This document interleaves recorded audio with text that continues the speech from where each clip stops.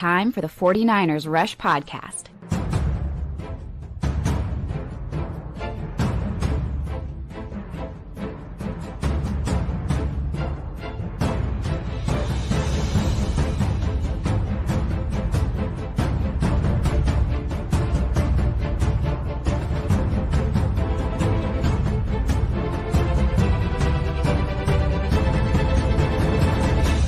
And here's your host, John Chapman.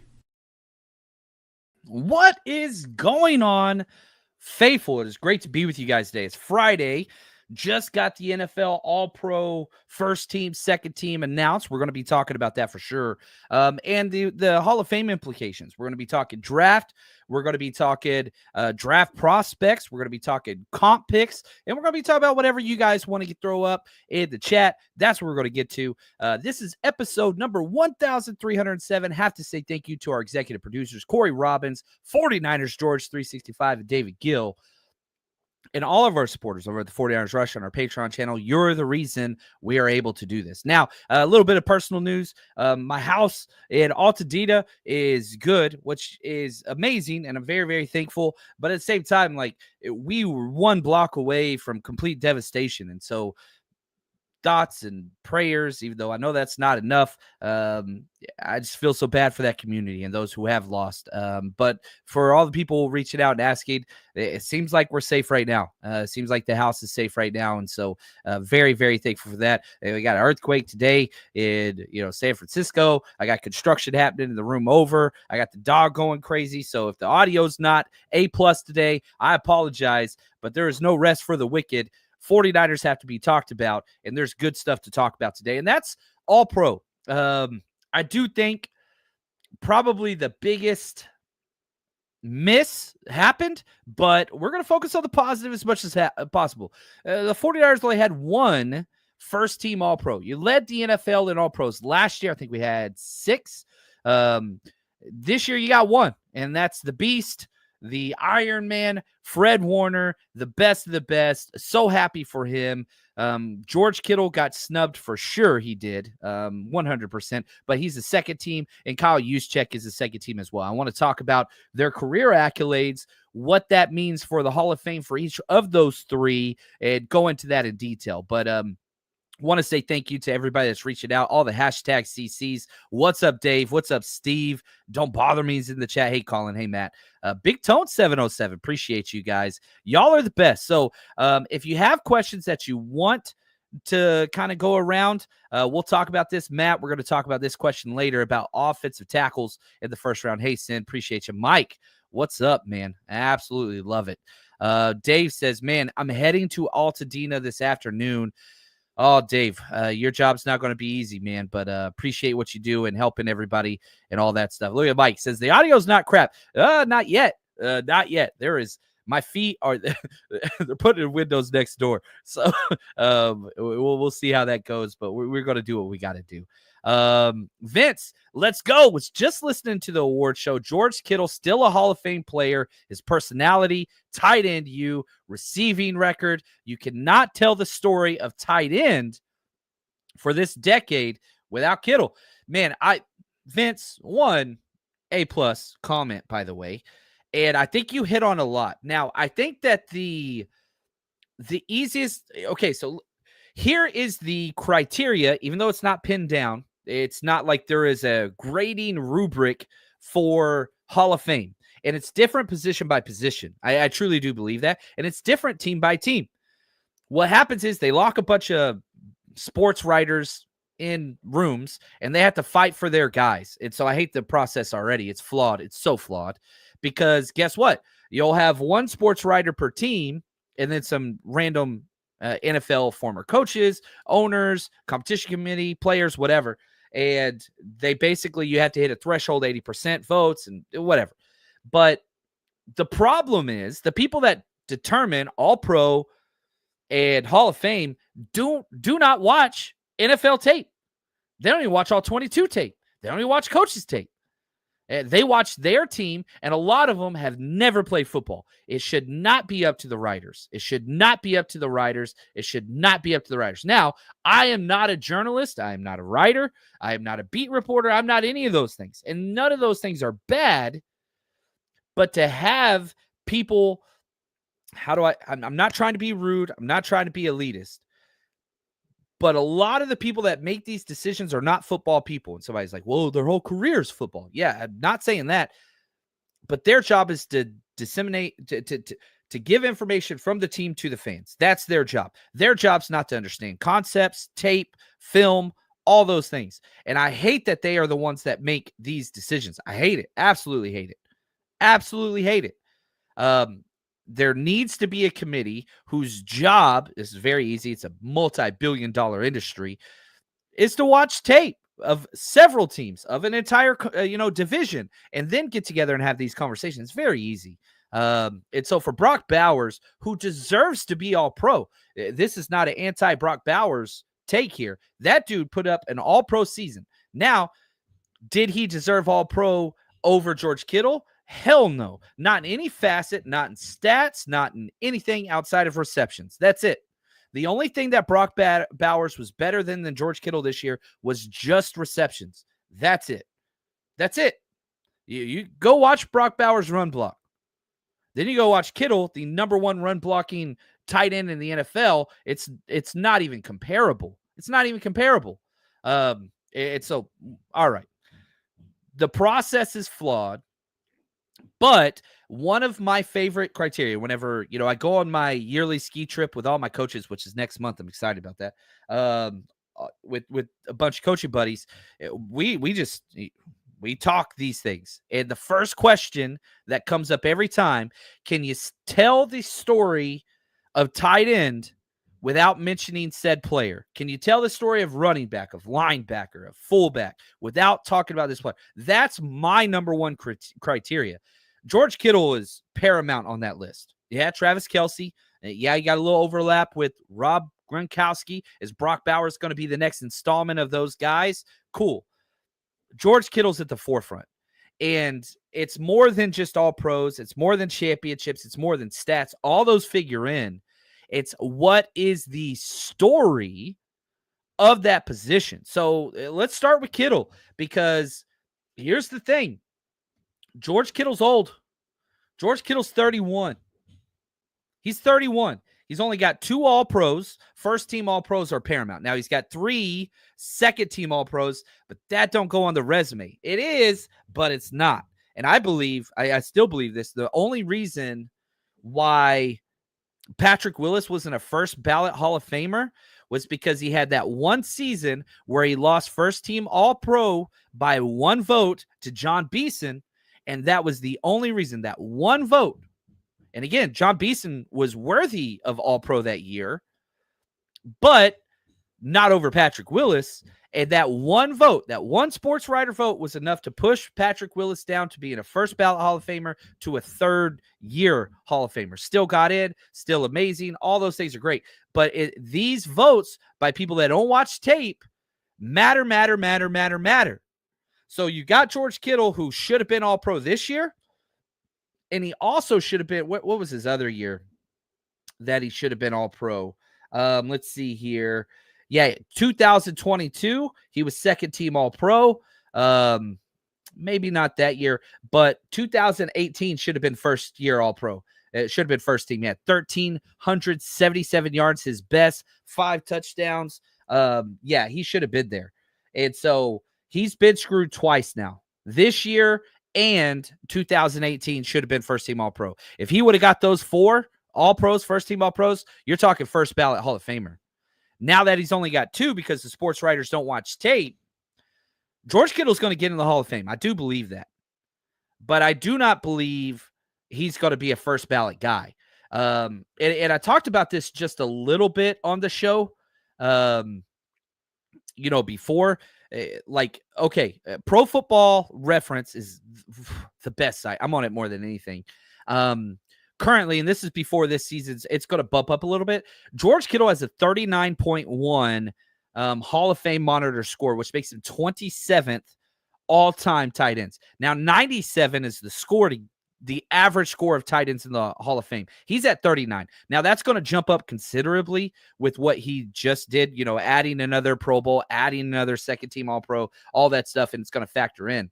But, man, right now, George Kittle's barely above Keith Jackson, Jay Novacek, Brent Jones, Jeremy Shockey, Zach Ertz, just some of the names that he's ahead of. Guys that he is currently behind, Greg Olsen, Ben Coates, Jimmy Graham, those type of players. None of those players are in the Hall of Fame. I think Olsen, can he get in before Olsen? That's kind of his competition. But here's the thing with Olsen, 0 All-Pros, 0 championships. That matters. You look at Kittle, and, Pro Bowl has lost so much of its value whenever they turned it over to the fans. It's lost so much value. It used to be as important as All-Pro. But George Kittle's he's going to have 7 Pro Bowls. 7. And every person with 7 or more Pro Bowls is going to be a Hall of Famer. The only person that is not is Antonio Gates with 8. He's going to be. And then Jason Witten with 11. He's going to be. And that's another thing. Jason Witten's not in the All-Pro yet. He's got 2 All-Pros. He's got 11 Pro Bowls. Does George Kittle get in ahead of Jason Witten? I think George Kittle's better than Witten. But, man, Witten's got him in pretty much every single metric. He's got him in receptions by like 700. He's got over 6,000 yards more than Kittle. He's got 30 more touchdowns than Kittle. I don't know how you just the tight end position is about to logjam because you're going to have Gronk, you're going to have Kittle, you're going to have Witten, you're going to have Gates. And you're going to have Kittle. It's about to logjam unless there's a tight end. Gronk, first ballot Hall of Famer, championships, All Pros. I think Gronk is the greatest tight end to ever play personally. Just if I could pick one tight end, no matter the scheme, receiving, blocking, whatever else, Gronk would be my number 1 tight end all year. That might be blasphemy, and I apologize if anybody disagrees with me. But right here, how many rings does Witt have? 0. Obviously, you play for the Cowboys, you don't get shit. But also George Kittle, 0. I have been saying that this offseason, I said George Kittle needs 2, whether that's 2 All-Pros, first team, or 2 rings, or 1 All-Pro, 1 ring. If he gets those, probably not first ballot with the guys ahead of him. Again, he's not getting ahead of Witten. He's not getting ahead of Kelsey. He's not getting ahead of Gates. He's not getting ahead of Gronk. He's not getting ahead of those guys. And again, you talk about Gronk, he's only got 5 Pro Bowls. But he has 4 first-team All-Pros, and he has 4 Super Bowls. And he won Super Bowls on 2 teams. Gronk's first ballot, period. Plus the personality, whatever. Gronk's getting in. And so, Mike, never strays when Cowboys catch shot on this podcast. Always. Yeah, that's not strays. They're intentional. I got the sight up. I got the scope out. They are getting those. And so I love George Kittle. I think George Kittle gets into the Hall of Fame. I really, really do. The problem is those All-Pros and those lack of championships. That's the killer. And he's in a run-heavy offense. Now, he's a better run blocker than any of these players not named Gronk. I think Gronk is the only one that gives him a run for the money. But you also have to add in personality. George Kittle's got that in spades. You have to do – Eli Manning is up for Pro Football Hall of Fame finalists. That's total BS. That is ridiculous. Yes, he won 2 championships. Yes, they were 2 against Tom Brady. That's great. But that dude, Eli Manning, is a finalist. He's a finalist because his name's Manning and because of what he's done since then, the Manning cast and all that. And I felt the same way about so many other players. You get into broadcasting, that vaults your publicity, and all those sports writers give you votes. Sports writers should never determine this. Eli wasn't even a Pro Bowler, man. Yeah, Eli has no business being in the Hall of Fame. No business. And maybe he's a senior honoree Pro Bowl thing 30 years from now, but God, no. And so does that discount the validity of the Hall of Fame? No, but I'm telling you, there's a few areas that you have to triumph over, and that's either championships, all pros, stats, or what you do after the fact, after your playing days are over. And Kittle doesn't have stats. He's got great stats, but the running team, all that stuff, that hurts it. He doesn't have championships. Should have two. He doesn't even have the all pros. He got screwed over twice. If he had the 4 all pros, yeah, he's getting in first 3 years out of, eligibility. He's getting first 3 years. As of now, for George Kittle, I think that he is going to be waiting. Do I think that he gets in? I think he will. Kawachipto, he's the only one that says, I have Eli in the Hall of Fame. That's okay. So right here, let's just check out Eli Manning. He got 4 Pro Bowls. Yeah, 2 Super Bowl chances. Now, he was a Walter Payton Man of the Year. That is valuable, and I think that is huge. 2 Super Bowl MVPs. I think that's important. Now, again, sticking with these metrics, he played forever. The longevity, that is something that matters big time as well. The Hall of Fame score is pretty high, actually, on Eli Manning. He's right above Ken Anderson, Ken Stabler, Matt Stafford. He's got the numbers because he played for so long. So stats he's got, rings he's got, 0 all-pros. But Roger Staubach never had an all-pro. He got in. Is there anybody else that has 0? John Elway never had an all-pro season. He got in, obviously. So, yeah, I think that there is warrant. There is value there, but you've got to have the extras. Eli had the championships, and Eli had the moments, and then he had the career after and the longevity. That's where he is. He's got the longevity. Kawachipto, he's 11th in pass yards, 7th all-time team. He played forever on a lot of horrible teams because they were horrible because of him. They were horrible. It'd be him. Right here, Mike, it'd be nice if they better define the Hall of Fame. It's not the Hall of Very Good. I'm still in that. Forget who I stole it from. I think that's an athletic podcast reference. So I want to give credit to wherever that. It's the Hall of Fame. It's the Hall of Fame. And yeah, Roger Craig's got to get in. I think he should be in. I think that this is the time for him to be in. I don't think he's going to get in for a while. He's not even making the finalist cuts anymore. And I think it sucks. I hate it, but it's what it is. Now, Kyle Juszczyk, this dude, 9 Pro Bowl years, but only 1 All-Pro. Now, they added the Pro Bowl to what he did. They just added the All-Pro fullback last year. He won it on the inaugural season. He got second team All-Pro, which is there's only 8 fullbacks in the NFL, but 1, 2, 3, 4, 5, 6, 7, 8, 9 Pro Bowls, which is huge. But I mean, there's no fullbacks really in the NFL anymore. All the old fullbacks are, out of the wishbone and the wing tee and all that stuff. His Hall of Fame monitor is a 22.8. That's 190th amongst running backs, which is probably where he's going to be counted at. And it's just what do you do with that? Where's he at on here? Let me go back. Sorry, I clicked the wrong button here. Yeah, he's got a 22 score. These are the players he's ahead of. Man, I got to scroll down a long ways. Here we go. Kyle Juszczyk. Here are the players he's ahead of. I don't even recognize Doug Martin. That's where he's at. Kareem Hunt, Fred Jackson. These are his scores that he's around. I mean, Saquon Barkley's passed him already. Austin Eckler, Tom Rathman's ahead of him. I don't think Kyle Juszczyk might get in super, super late. No championships. I don't know, man. I don't know. Right here, Wispy. He says, if Craig didn't fumble, he would have gotten in the Hall of Fame 15 years ago, perhaps. I think, yeah.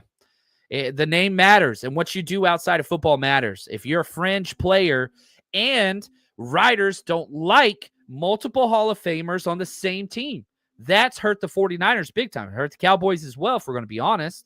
The fact that you got Montana, you got Rice, you got from all those teams, they don't like all of the same team getting in. It makes it much more difficult. No doubt about it. Now, let's change gears and let's talk about the man, Fred Warner. This puts a smile on my face. Let's put a smile on that face. Fred Warner is unbelievable. He's got 4 Pro Bowls, but now he's got 4 All-Pros. That is special, special, special. Every year he's gotten Pro Bowl. He's also gotten All-Pro. You talk numbers, stats, he's got them in spades. And here's what's crazy. George Kittle's 31. Fred Warner's 28. Just turned 28. Like, Fred Warner is not long in the tooth. And he's only missed 1 game his whole career. That falls in the Eli kind of category. Obviously, hasn't played as long, but big difference between linebacker and quarterback. What Fred Warner does off the field, ultimate nice guy, respect of everybody. Like, he's got the moments. You got him talking trash to Aaron Rodgers, Dak Prescott. I mean, he's got it all. He's got everything. He's got everything. Dude's married to the Bachelorette. I mean, like, it's just check mark, check mark, check mark, check mark all over the place. You look at kind of where he was awards-wise. I mean, shoot, he was the number 11 player on the NFL Top 100, which is a flawed process anyway. But, man, and I'm right here with you, Dr. Steeperl. If it wasn't for that ankle, Fred would have been Defensive Player of the Year. No real and man, I'm with you. I put $5 on it. It was like bet 5, get back like 900. Yeah, all pro Fred. 4. There's only been 3 players to make first team all pro 3 years in a row. Roquan Smith, Chris Jones, Fred Warner. That's it. And I think, man, I'm going to hate myself for this. I believe it was Barrows that put that out. I didn't finish my notes. My timer went out. And I don't think I want. Here we go. No, it wasn't. Oh, no, it's Adam Schefter. Yeah, Adam Schefter's going to get pissed if I don't give him his props. So Fred Warner is one of 3 players named first team All-Pro in each of the last 3 seasons. Roquan Smith, Chris Jones, and Fred Warner. Also important to note, he got the most votes in all 3 of those years over Roquan Smith. So all 3 of those years, Roquan Smith finished behind Fred Warner. He's All-Pro Fred. It's what it is. And you know what else is crazy? The NFC West sucks so bad this year. They only had 1 All-Pro for all 4 teams. Seahawks, 0. Rams, 0. Cardinals, 0. 49ers should have been 2, only 1, and we still lost the damn division. And probably the worst year in NFC West the last decade as far as the strength of division. And we finished last in the worst year. Another one of those things where I will constantly say injuries are not the reason why we are not in the playoffs. The 49ers are not in the playoffs right now. Sorry if y'all can hear all that rumbling. But yeah, we're going to keep going. I'm not seeing it in the chat. I appreciate you guys. And I do think that now, and again, I kept saying Kittle needs 2 champs or all pros. I thought Warner needed 1, and he got it. Warner got it. So I am sitting here saying right now, Fred Warner is a Hall of Famer. Will he be a first ballot? Now, that's another conversation. But you go to the All-Pro monitor, he's got a 45.8 score on Pro Football Reference, and that's before this All-Pros added. That puts him at 50th from linebackers. These are the people that he's ahead of. Thomas Davis, Cameron Wake. And again, all of this is before this next All-Pro, which is going to vault that score up. Thomas Davis, Takeo Spikes, Mike Vrabel, Julian Peterson. Like, he's ahead of some studs. Shaq Leonard, you know what I mean? Like Keith Bullock. These are players that he is. Darryl Talley. I mean, I'm getting chill bumps going through these nostalgia names. It just reminds me of Niners football and freaking big old helmets and old face masks and cowboy rolls. Now, here are the players he's behind. But again, I think he's going to pass once this All-Pro happens. Tom Jackson, Willie McGinnis, Jesse Armstead, Seth Joyner, Levante David, Dave Wilcox. He's right on the cusp. Wilcox, we know. He's in the Hall of Fame. Clay Matthews, Bill Romanowski, The other Clay Matthews, Ken Norton Jr., like Greg Lloyd, he is right behind those guys. I think he vaults them with this All-Pro. I believe that. Now, another way to look at it, if we look at number of All-Pros, this is one of the bullet points. I know, like the resume goes All-Pros first, championships, Pro Bowls. That's just what these sports writers, I'm telling you, it's what it is, because they voted on the All-Pros. They voted on the Pro Bowls, so they kind of give double value to this criteria. A Super Bowl win sure as hell would help, Lee. Yeah, I need that one. Now, All-Pros. If you look at every single linebacker that has 4 All-Pros, they're all in the Hall of Fame except for 2. TJ Watt, guess what? He's going to be in the Hall of Fame. Might be Defensive Player of the Year this year. I think it would be runner-up. DeMarcus Ware, Hall of Fame. Ted Hendricks, Hall of Fame. Chuck Howley, Hall of Fame. Larry Grantham. He's got 5 All-Pros, played in the 60s. I'm sorry, I don't really know who he is. I don't know who he is. He's not in the Hall of Fame for whatever reason. Derek Brooks, Hall of Fame. Bobby Bell, Hall of Fame. Junior Seau, Hall of Fame. Jack Ham, Hall of Fame. Lawrence Taylor. Lawrence Taylor had 8 All-Pros. And I hate that linebackers includes pass rushers and off the ball. It's different. If you're going to narrow it down to off the ball linebacker, I mean, you're talking Junior Seau, Derek Brooks, and then it's like, man, we're talking. That is the conversation, the category he's in whenever it comes to All-Pros. Now, here's the other issue. 0 Super Bowls. Got to get that. Pro Bowls, he's only got 4. That's low on the list. That is low on the list. You're talking, all-out combined tackles. Man, I want to know where he is on this. I think he's pretty stinking low. He doesn't have the years on this. Here, let me change it and refilter it this way because I'll be able to find him. Fred Warner has 897 tackles. Man, that puts him down. He's really low on that list. Super low. He just barely passed Devondre Campbell, who sucks. But you need more stats. And the fact that he's 28, man, I'm telling you, I really do think Fred Warner's getting in. I don't think that he's a first ballot yet. You get 5. Patrick Willis had 5, right? What was Patrick Willis's final? I want to make sure I don't misspeak here. But yeah, Patrick Willis had 5 All-Pros. 5. And he had to wait 3 years. Warner gets 1 more, then you're kind of talking, okay, now you're getting in right off the bat. You get a Super Bowl, you're getting right off the bat, but it's just not there now. And I will argue Fred Warner has been around during a time of linebackers not being great. This has not been a great linebacker. Like it was, you had Bobby Wagner, and then he handed the torch to Fred Warner. We'll see who's next. Yeah, Zach Thomas, no Super Bowl. Yeah, I'm with you. I hate the way that was categorized. Fred Warner's a Hall of Famer. He is. He is the lifeblood of this defense, of this team. And right, you even hear Kyle Shanahan say, yeah, if something's going on at halftime, I just tell Fred, go talk to the team. Like, he is the leader. I know we can talk about Trent Williams. I know we can talk about the quarterback. I know that, Brock Purdy. I know we can talk about George Kittle. No.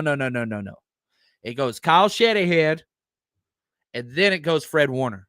That is the leadership of this team. Not Trent. Trent's up there, obviously. And McCaffrey and Kittle and Purdy and whatever. No. It's Shanahan. It's Warner. And the question, can you tell the story of linebacker without Fred Warner? I'm not talking about this decade. I'm talking about the history.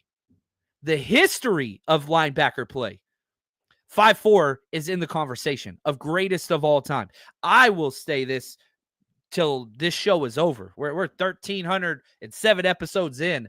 The greatest coverage linebacker in the history of the NFL is Fred Warner. The greatest is Fred Warner. Oh, man. Whew. I think I kind of went off a little bit there. Joe says, Kittle's going to get it eventually. I like that. Ed, do you think being fresh in the judges' minds matters? Yes, but they don't like.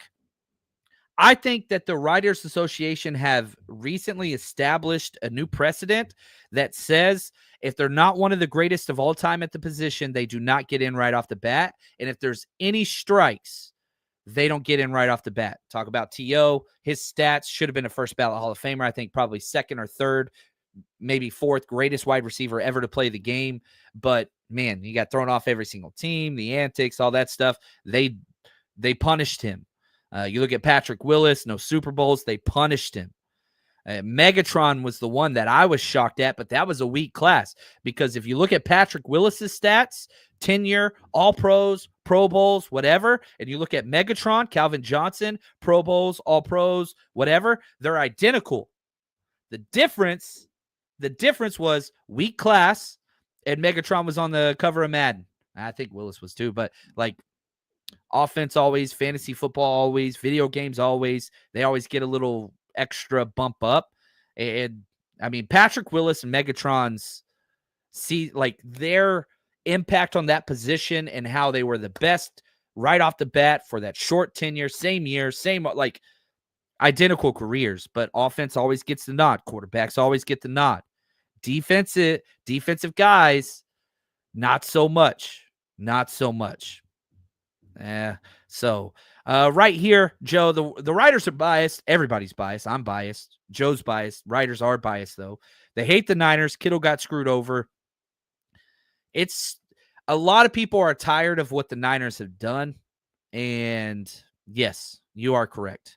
Monkey Boy, I love that. Seeing him stride for stride with CeeDee Lamb multiple times is mind-blowing. Yeah, that was cool. Talking about Fred Warner. I love that. I absolutely love that. Alpha, Fred kept respect on our name in that Vikings game. Jeez, yeah, man. Oh, goodness. Now, we're going to take a quick break, and I got a lot more. We're going to talk about the catch. We're going to talk about draft. We're going to talk about Texas, Ohio State. Guys to watch for your 49ers viewing pleasure today in that game so that you can know there are so many, not like one, not five, not 10. I'm talking 20 guys in that game tonight that fit the 49ers scheme offensive, defensively, like all throughout the draft. So you guys can't go anywhere. You know football.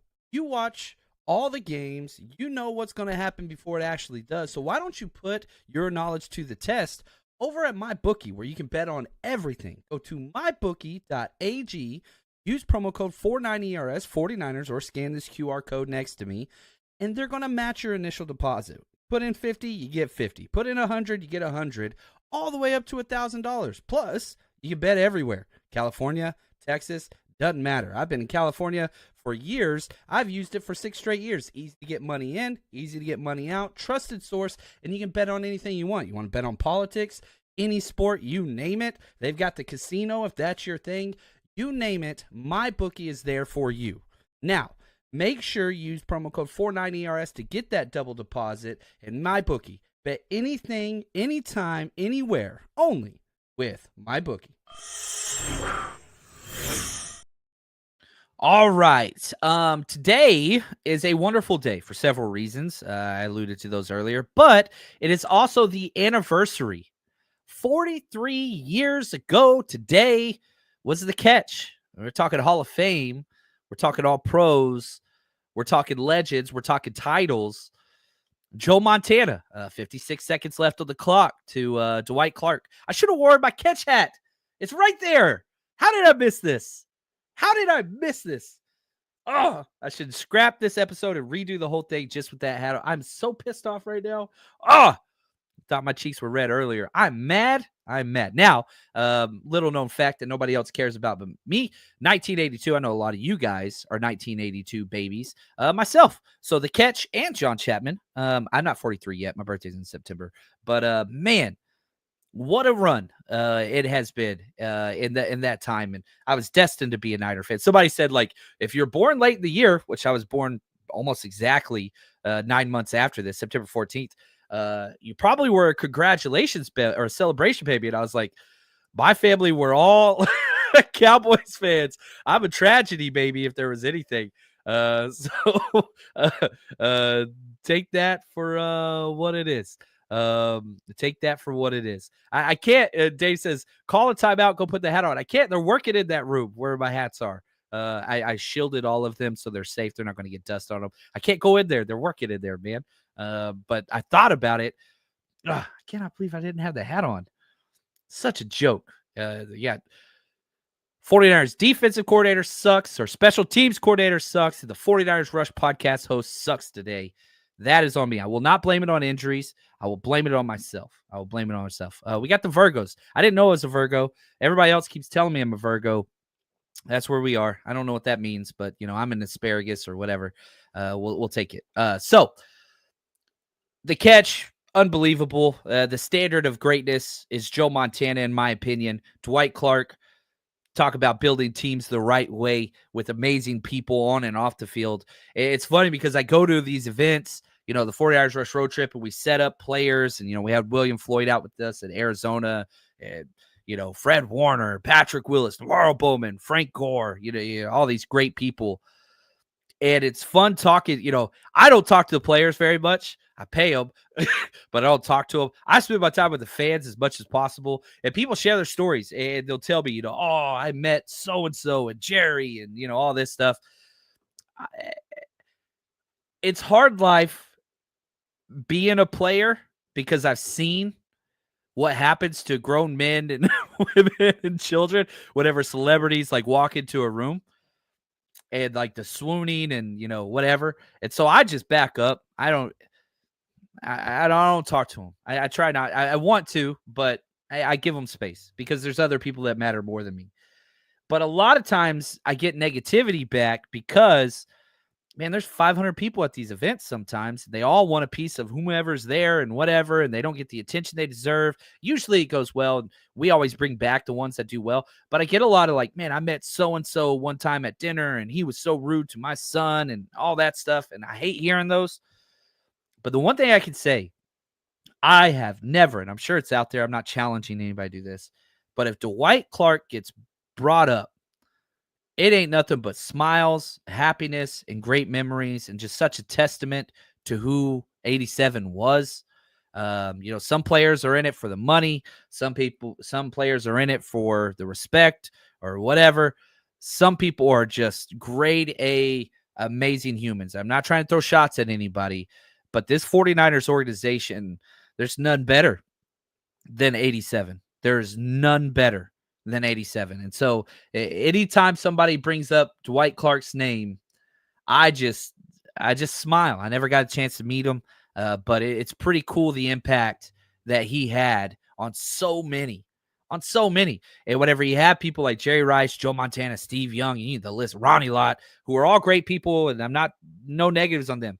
But when people talk Dwight Clark, it's a different ring. It's a different tone. It's a different impact. I never had the opportunity to be in that man's presence. But anyway, we are spoiled with the legends. Now, speaking of legends, perhaps future legends, amazing game tonight. I'm a Longhorn. And again, I will continue to say I am biased. Okay.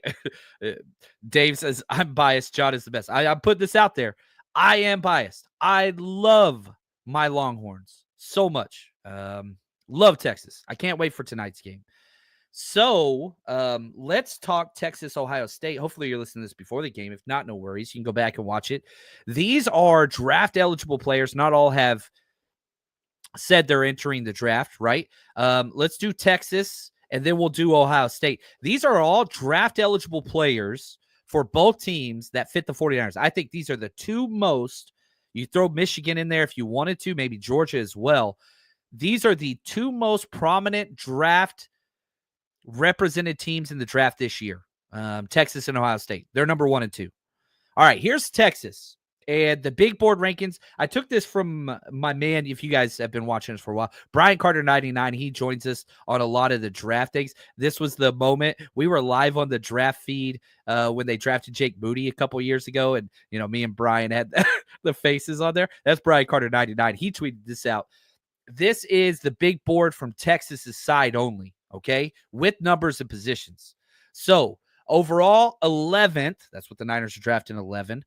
Kelvin Banks Jr., left tackle. He wears number 78. I think 76, actually. 78 from Texas.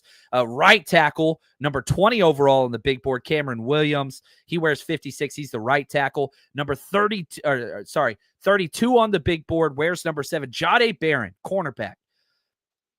I don't know what to do with this guy because I think he's going late first round. But if he is there in the second round for Texas, I mean, you're talking about it. Started a full season at strong safety, was excellent. Started a full season at slot corner, was excellent. Started a full season at outside corner, wins the Jim Thorpe Award. Excellent. Versatility, ball skills, tough as hell, can play everywhere. Like, he is the epitome of Diamador Lenore, but with more versatility somehow.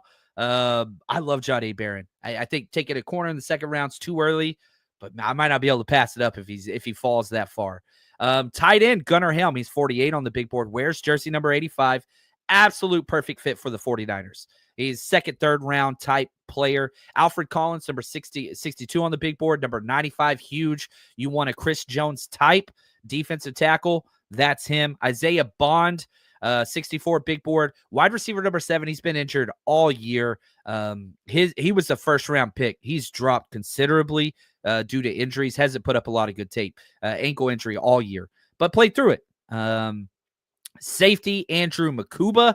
He's 88th on the big board. Jersey number 4, transfer for Clemson. Love that dude, tough as hell. Quinn Ewers, I think, is going to transfer and get paid somewhere else. I don't think he's ready to be in the pros, but some teams will like him. Third round pick type guy. Michael Taft, walk-on safety, tough as hells, just awesome. Jersey number 16, Jake Majors.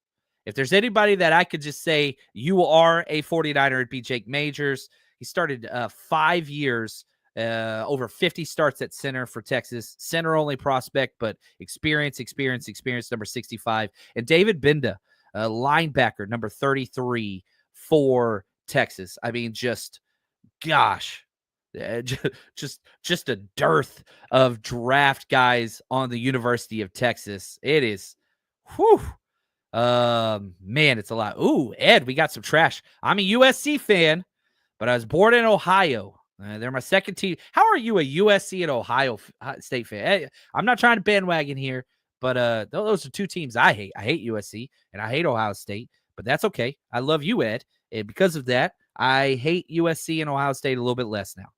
He says, sorry, John, the Longhorns are done after this one. That's why they play the games, baby. If it was easy, everybody would do it. Texas, the back-to-back seasons in the Final Four. Let's see if we can cross that threshold this year. Let's see here. NY Niners, Banks, Barron, Collins, Makuba are all my number ones at their positions. Give me all 4. NY Niners helping with the draft research on the 49ers Rush draft book. He knows his stuff. And I'm with you. Banks is my number 1 tackle over Will Campbell. Barron, I haven't done corners yet. We'll see about the LSU kid. Collins, you're higher on Collins than almost everybody, and you have been consistent on that one.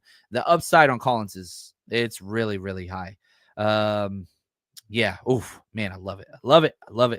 Now, let's go to the other side, the enemies. Ohio State. You can see they got more names, but yeah, Josh Simmons, who I haven't broken down his tape yet. Offensive tackle.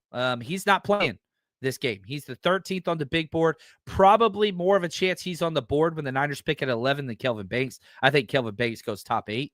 The wide receiver for Ohio State, Emeka Egbuka. I'm sure I mispronounced that one. Wide receiver, wears jersey number 2. He's a top 14 guy. That's Shanahan's pick, probably.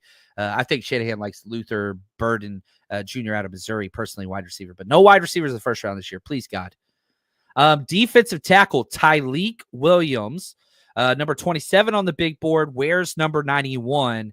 That is somebody that could play into a second-round pick if he falls. Jack Sawyer.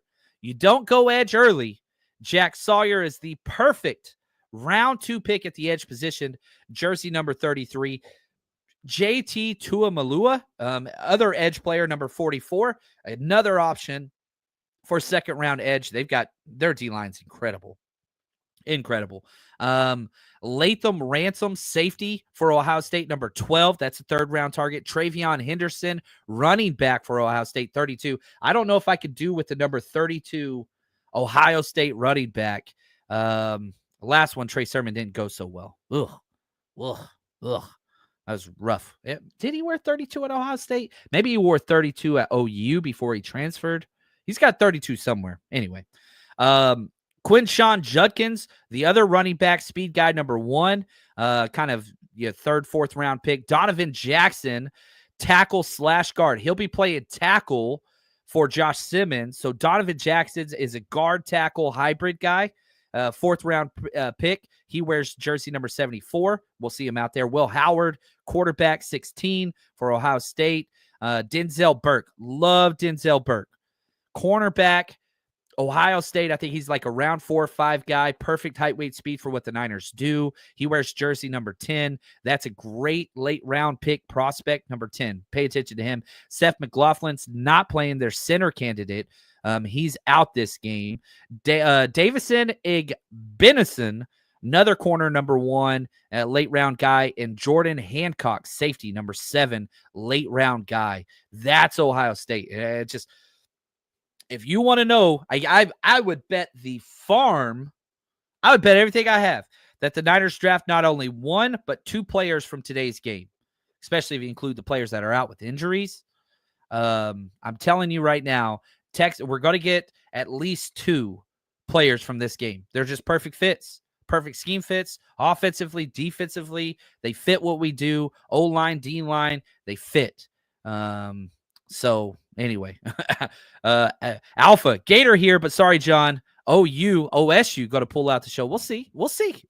I know we're underdogs. That's all right. I don't care. I will say this, Quinn Ewers, I've not been, I love what he's done for the University of Texas, but it's just hard to, he's never showed up in clutch until recently. I shouldn't say never.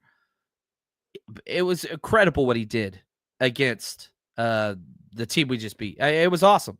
And so, yeah, man, that last game against Arizona State was unreal. So we got hope, man. If Quinn plays like he played, Texas is not underdogs to anybody. It's just what it is. So anyway, take that. Aren't they just playing to see who loses to Notre Dame? Notre Dame's actually going to be the underdog no matter what next week. The betting polls that come out, I think Texas be favored by 3 and Ohio State would be favored by like 5 or 6. So as far as the polls go, we'll see. Any team can win it that's still in it. Texas can win it. They're so good in the trenches, offense, defense. They can win it. All 3 of these teams are stacked. They really, really are. It's been an awesome college football playoff for the first one. I ain't even mad about it. Yeah, I think it's been great. I really, really do. Papa J, we need to draft more injured players like we need more else. Yeah, I'm with you. I'm not an Isaiah Bond guy. I'm not. Just not me. I'm out on him.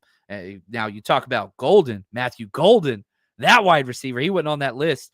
Matthew Golden, I want. He's got 49ers written all over him. I think Matthew Golden's going to go to the Rams. He's that Cooper Kupp, Puka Nacua, Jordan Whittington. Like, he's that mold, just tough, old school, tough as hell kind of guy.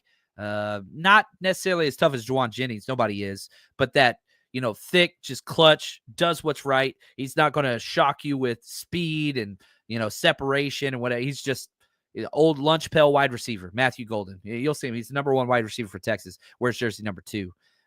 Anyway. Yeah, it's been fun. I've enjoyed this. And then comp pick. Oh, I forgot. I got one more. Lynch in his presser said that he expects the Niners to get 9 to 10 draft picks. Now, draft picks are hard to figure out. This is from Over the Cap. And so he's saying he thinks they might only get 2 player comp picks instead of 3. Over the Cap has us getting a 4th for Chase Young, a 7th for Cleveland Farrell, and a 7th for Ray McLeod. John Lynch said 9 to 10. They think they're going to get 10. So we'll see how that goes because the comp pick formula is so elusive. It's 3 different things. It's average per year contract, it's playing time, how many snaps you played, and then postseason awards. And so Sam Darnold making the Pro Bowl might win comeback player of the year, probably not. They put out qualifiers that they don't want it just to go to a player that sucked, Geno Smith, and then got decent. Sam Darnold will fall under that category. They wanted to go to somebody that overcame something, injury, off the field, whatever. So we'll see. We'll see what that is. But I think that's interesting. So worst case, John Lynch said, we'll have 9 draft picks. Best case, 11.